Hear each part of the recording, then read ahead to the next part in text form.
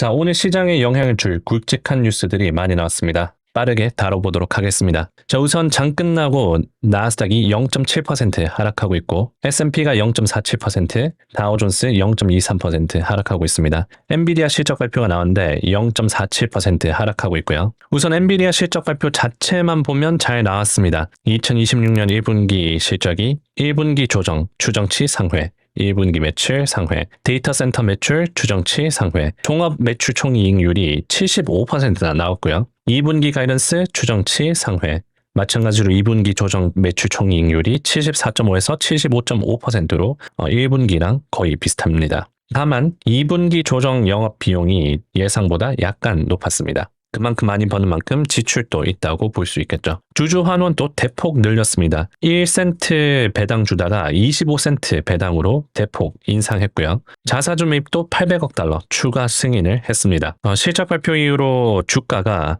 한때 최대 3.2%까지 하락했다가 1.6%까지 올랐다가 지금은 거의 보합 유지하고 있습니다. 옵션 시장으로 봤을 때 추정치가 6% 정도 변동성이었는데 그 정도까지 움직이고 있지는 않고요. 제가 방송 끝나고 바로 아침 7시에 찍고 있는데 현재 엔비디아 주가는 1.6%로 하락하고 있습니다. 자, 오늘 뉴스들 전체적으로 다뤄보겠습니다. 우선 시장이 전체적으로 크게 올랐어요. AI 쪽으로 많이 올랐는데 마이크론이 4.7%, 인텔이 7%나 상승했죠. 그래서 반도체들 그리고 AI 위주로 상승했다고 볼 수 있습니다. 소프트웨어 쪽도 좀 상승했고 IT 섹터들의 날이었습니다. 어제만 해도 이 10년물 금리가 역사적으로 가장 높은 위치까지 갔다. 2007년 이후로 10년물 금리가 엄청 많이 올랐다. 그런 공포를 자극하는 뉴스들이 많이 있었죠. 그런데 무색하게 AI 위주로 상승하면서 시장 다시 전 고점 근처까지 올라가고 있어요.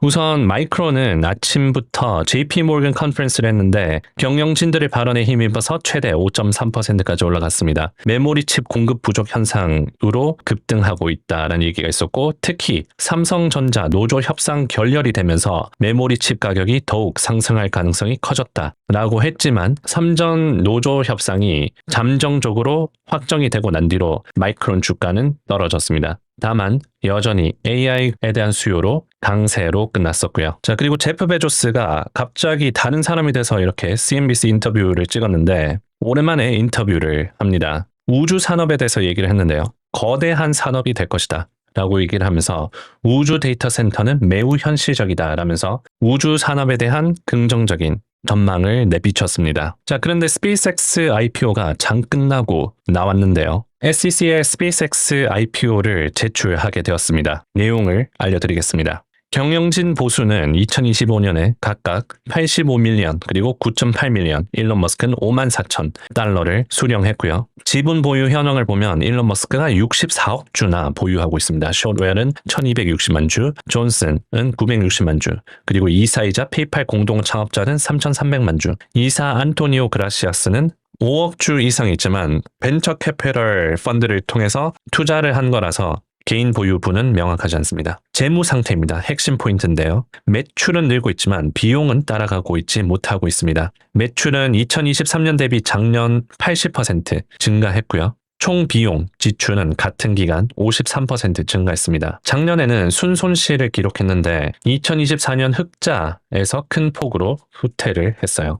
자본 지출이 증가해서 그런데 발사 쪽 부문 자본 지출 증가가 발사 그리고 시설 인프라에 대한 투자 때문에 이 자본 지출이 높게 나왔다고 합니다. 위성 수를 늘리고 위성망을 키우면서 위성 그리고 지상 장비 비용이 늘어난 상황입니다. 자금 조달은 200억 달러 규모의 골드맨삭스가 주관을 하고 뱅크 오브 아메리카, 시티, JP 모건, 골드맨삭스가 공동 주선을 했습니다. 최대 50억 달러 신용 한도가 있고요. 종합을 하자면 매출은 빠르게 성장 중이지만 스타쉽, 스타링크 대규모 투자로 비용이 매출을 앞질러서 작년 49억 달러 순손실을 냈습니다. 그럼에도 불구하고 막대한 자금 조달 능력 그리고 시장의 높은 밸류에이션 기대를 등에 메고 IPO에 나선 상황이라고 요약해 볼 수 있습니다. 자, 그리고 동시에 로켓랩에서 30억 달러 오퍼링 발표를 하면서 장 끝나고 주가가 6%가량 하락했습니다. 자, 그리고 한국 유조선이 전쟁 이후로 처음으로 호르무즈 해협을 통과했다고 합니다. 이란 혁명 수비대에서는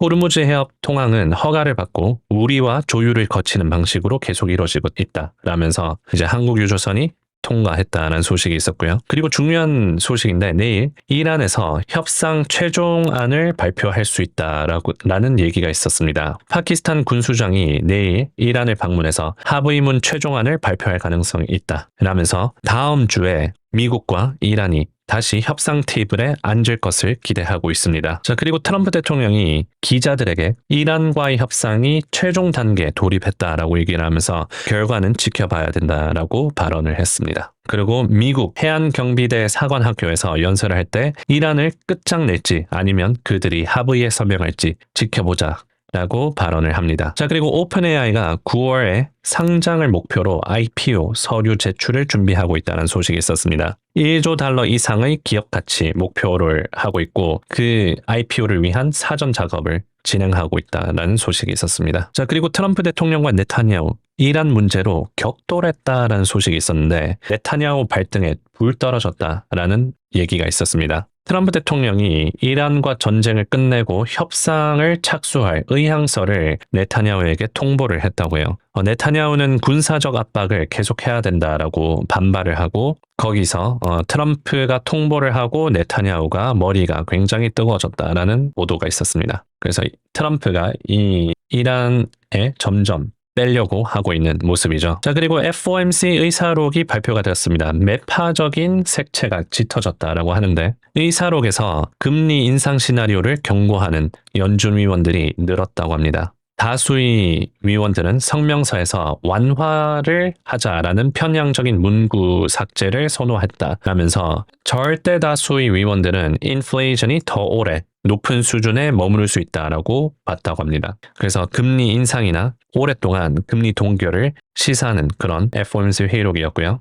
그리고 미국 하원에서 트럼프 종전 결의안 표결을 취소했다라는 얘기가 있었습니다. 원래 오늘 하원 공화당 지도부가 트럼프가 이란에 전쟁을 계속할 수 있을지에 대한 표결을 취소했다고 하는데 만약에 취소 안 했으면 통과됐을 가능성이 높다고 합니다. 그래서 공화당이 통과될 위험이 큰 날에 표결을 하지 말고 의원들이 다 모이고 표 계산이 유리해질 때까지 미루자라는 판단으로 목요일로 이 트럼프 종전 결의안을 미뤘다, 연기했다고 합니다. 그래서 이거를 통과를 막으려고 하는 전략을 취했고요. 그만큼 트럼프가 이란에 오랫동안 전쟁을 할 수 있을 가능성이 점점 줄어들고 있습니다.